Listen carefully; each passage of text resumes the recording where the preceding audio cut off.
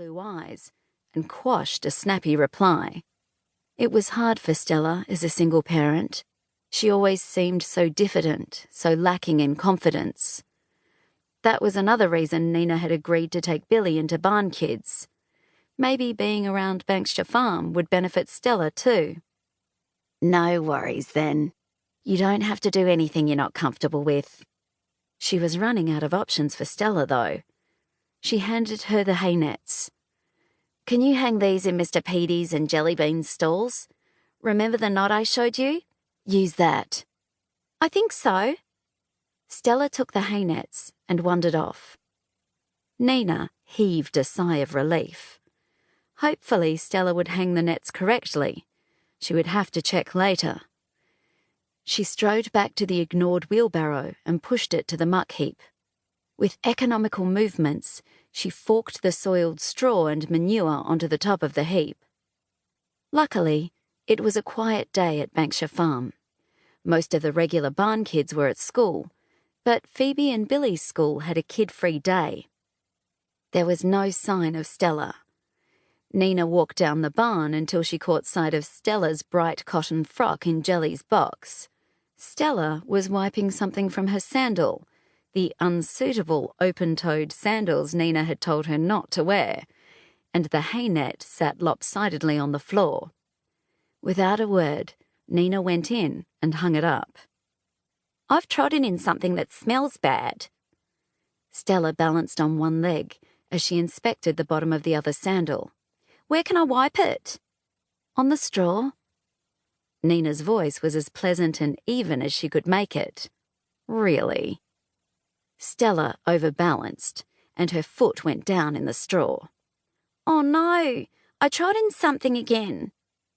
Nina clenched her jaw so hard her teeth ached. The door of the barn crashed open. Mum, where are you? Footsteps thudded on the concrete. Mum? Phoebe's voice cracked with panic. I'm here, Fee. Where's the fire? Nina's pulse raced with a mother's concern, and she stepped out of Jelly's stall. Fee skidded to a stop. Her eyes were wide, and her complexion was unnaturally sallow. What's happened? Nina's gaze darted over her daughter from head to toe. Blood. Was there blood? Nothing obvious. But what then? She gripped Phoebe's shoulders, willing some words out of her. Billy fell off. I think he's hurt his arm, and he's talking funny. Oh, shit. Nina shot a glance at Stella, and she struggled to keep her voice calm. You did good fetching me, Fee. Where's Billy now? Sitting on the ground in the paddock. He says he wants rissoles for dinner, and Superman is riding Mr. Petey to the airport. Phoebe's voice was husky, as if with unshed tears. Worry jumped in Nina's stomach. Let's go see. Stella and Phoebe had to jog to keep up with Nina's swift steps. Billy often talks nonsense, Stella said. I'm sure he's fine.